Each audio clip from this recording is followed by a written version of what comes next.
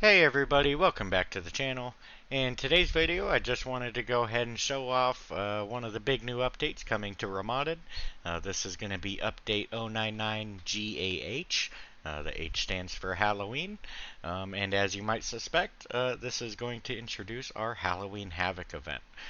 This is a special event. We've taken a little more time to bring out to you guys. So in addition to all the other major changes that are taking place during this event, such as all the skill swaps for assassins, some of the new items, uniques, etc., you're also going to have this to look forward to. So with that said, again, this is going to be the purpose of the video today.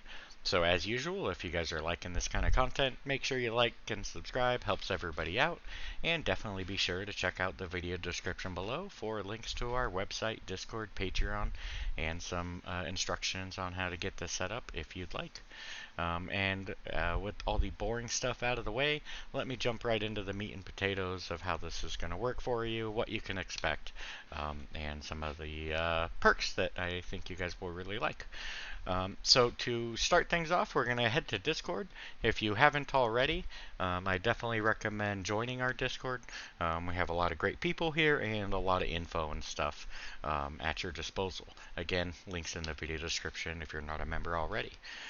So as I said, this event is called our Halloween Havoc event.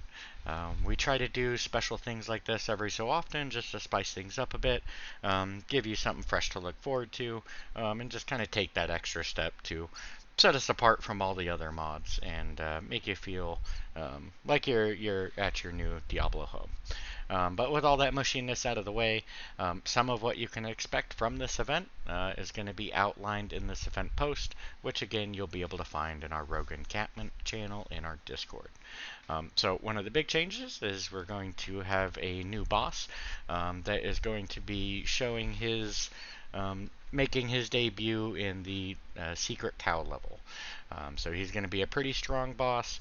He's going to have his own minions with him, and as you'll find out later as we read down the notes, he's going to have quite a few friends with him as well, beside his own personal entourage. To give you a quick example of what the boss is going to look like, I've made a custom transform on this druid just to demo part of it. It won't be the complete experience, but again, you'll kind of know what you're looking out for. So this will be the Mad King. Again, when you actually face him, he'll have different elements that he has imbued on his hands and stuff, more like you're used to from a normal Oblivionite or such. But yeah, this will be the Mad King. Expect some fancy drops from him, some increased difficulty, and once more, watch out for his buddies. With that, let's quickly roll on to the next big part of this event, which is going to be Candy Corn Chaos. So, as part of the event cycle, again, we're going to have many different things you can do, and one of those things is being able to farm candy corn. So these will drop from any monster in the game. They will be fairly rare, but not absorbently so. Everybody will find plenty of these over time. But as you can probably surmise from reading this text, is that you will be able to use these candy corn to get different rewards, special unlocks, exclusive recipes, things like that, especially valuable purchases, all that kind of good stuff. And so just to show you how it works, I'm just going to run through a couple basic recipes real quick, show you how you can view them all in the recipe menu, etc. So as we can see from this very first entry here, 1 candy corn equals a random set item. So if we put that in our new and improved Cuba Lantern with the animated text made possible via our loot filters. So again, if you're using any of the available loot filters, then you should see this kind of same animated text pattern. But once more, we're going to put our animated candy corn into our cube. And again, just as the recipe says, just a single candy corn is all we need for this. I'm going to go ahead and transmute, and we got our random set item. I'm going to go ahead and do that one more time just so you guys can see it's random. I'm not going to do that for all of the random recipes. You guys can use your imagination for the rest. So once more, 1 candy corn equals a random set. And this time we got Rathma, so not a bad option there. Fairly valuable or rare perk. We're going to move on to the next one. As you might surmise, 2 candy corn gives us a random pumpkin perk.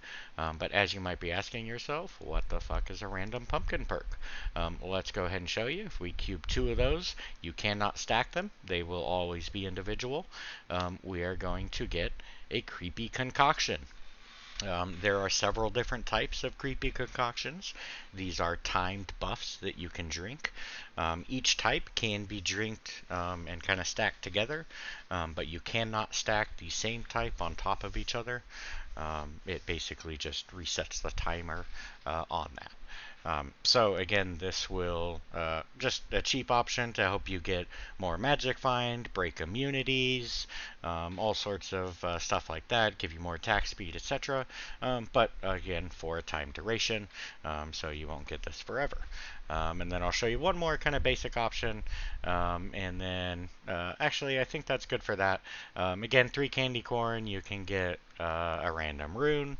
Up to Zod, you can't get the more rare runes, like for example, but you can get some very high valuable high runes. The next recipe I'll show you, we're going to need to dive into the candy corn collection a little bit, but I want to show you the 20 candy corn options just to help explain one last thing about the event that it will start to piece together in the recipe menu. So as the 20 candy corn option says, using this you can get a buffable unique charm. Obviously that doesn't mean much to you right now though, so what we can do is just like everything else in the game, we have included all the recipes in our recipe menu.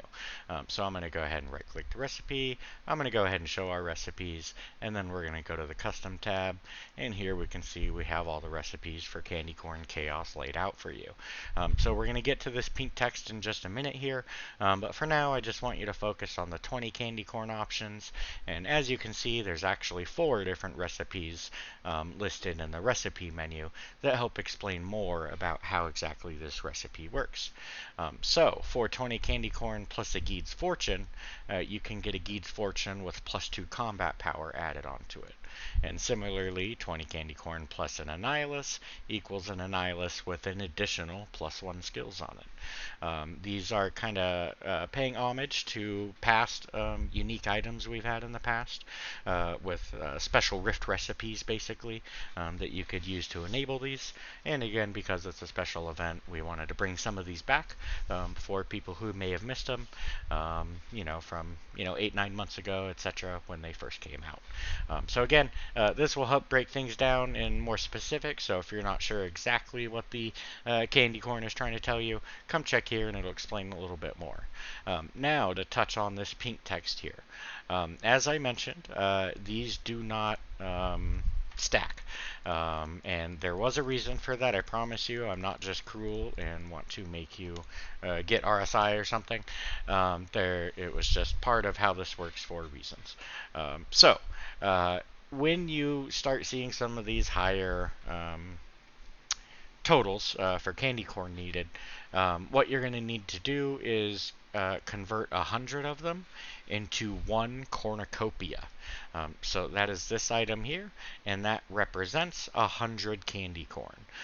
So once more, if you hover over the candy corn, and we see here, for example, the last recipe that costs 1,000 candy corn, it's only shown that way to not make it more confusing on this display, but 1,000 candy corn is the same as 10 Cornucopia. So that's what you would actually use, and once more, if we go back to the cube recipe menu, it will let us know that, hey, it's 10 Cornucopia, plus your blank talent to get that specific recipe. So again, that's what that pink text is trying to tell you, that hey, 100 candy corn equals 1 Cornucopia, and you will need that for some of the higher recipes. But with that understood, we're just going to show that one last thing. I'm going to go ahead and show you the 20 recipe, and actually I don't even think I gave myself a charm, so I might have just lied to you there. I think we'll skip that. I don't think I prepared that because I'm not smart enough. So yeah, I don't have any of that right now. I think my stash is empty. So sorry about that. We'll go ahead and move on to the next thing. Alright, with that understood, the next thing we're going to talk about is night terrors. So some of you are going to hate this in a hopefully somewhat friendly way, but it is part of the experience. So as part of the event, it will now be permanent nighttime. So you may have noticed that as I was kind of going between the levels, but your light radius from your torch and things are going to be much more important. Dusk and dawn will never come. Daylight has run away. It is going to be nighttime for this event, and that is part of the night terror that has been unleashed. So again, it is a thematic choice. It is part of what we wanted. We understand that some of you will not particularly enjoy this experience, but again, that is part of the mindset behind this invasion, this special event. I will say I'm not trying to punish people, so if it is determined that people truly dislike this change, then we can address it and we can send out a hot fix, etc. But I think if people embrace the thematic aspect of it, and again, take advantage of things that you might not normally care about, such as light radius, using rune words such as daylight in the early game, taking advantage of the +10 light radius on your torch, etc., that you'll find it's not that big of a deal, and again, just adds a little thematic exposure to everything. Moving on quickly from that, we are going to have a special Discord title available as part of earning this event. So I'm going to spawn a special item into town that you can also obtain via candy corn. Let's go ahead and show you that. And this is going to be, at least for now, an event-only item that costs 100 candy corn to retrieve. And it has two purposes. Its main purpose is, as it says, it's going to give you +3 to 4 unspent stat points. And that, whether it's 3 or 4 is a 50-50 chance. And these stats are going to be permanent. So if you respec, you will still have these 3 or 4 extra stats. So that is why it's so costly, because obviously if you consume many of these, then you can achieve stat values that simply aren't possible on characters that haven't been able to take advantage of this event. But in addition to the actual purpose for it, we are having a special Discord event where if you can, there will be a post that you can link to. By the time you guys get to the Discord, this link will be filled in. But essentially, if you can collect 5 or more of these special items and prove that you collected them legitimately by showing us some screenshots over your acquisition history, then you will receive a special Discord title, Cuba-Lantern, just to help honor this time, and again, honor the new Cuba-Lantern design and stuff. And that will give you a special icon next to your name that looks exactly like the Cuba-Lantern. So again, this will be an exclusive Discord title that is only available via this event. Yeah, once it goes, then there's no way to buy it. There's no way to ask me really nicely for it. It is for the event participants. And then moving on from that, we have 2 last big features that are going to make up a lot of what you guys experience besides the candy corn. That first one is going to be the Embrace of Night benefits. So because night has taken over, that has granted demons extra confidence and power. So all demon type monsters now have many various benefits and adjustments to their stat lines. They've had their AI delays reduced. They have more resistance, HP, damage. They also will crit you more often and block more often. So you might even want to take advantage of some of our new skills that help deal with that. And then moving on, basically on the same mindset, we have the Ghoul Invasion or the Ghoul Invasion, depending on how you like pronouncing that, where essentially wraiths and vampires have invaded certain levels. But these are not your normal wraiths and vampires. Again, they are strengthened by Embrace of Night, and they are strengthened by their leader, the Mad King. So expect them to be much faster, much stronger. They have fast regeneration. They're freeze resistant, and in those affected levels, all base monsters will have their base level increased to level 103, and the density will be increased by another 25%. So again, these monsters will be fairly challenging, especially in the areas that are affected by them, which, as you can see from this short list here, are going to be Pits, level 1 and 2, and the Moo Moo Farm. Those have been officially invaded, and you'll just see Wraiths and Vampires there. Same thing for Arcane Sanctuary in Act 2. And then finally, the Nilithak levels, Halls of Pain, Halls of Ot, and our Bale Precursor, Throne of Destruction. So at those levels, again, they will be invaded. Most of those are optional or can be worked through with some patience, even for you newer players. So again, I hope you enjoy this aspect of the event. You can expect some stronger drops and obviously increased experience and stuff like that from these due to those alterations.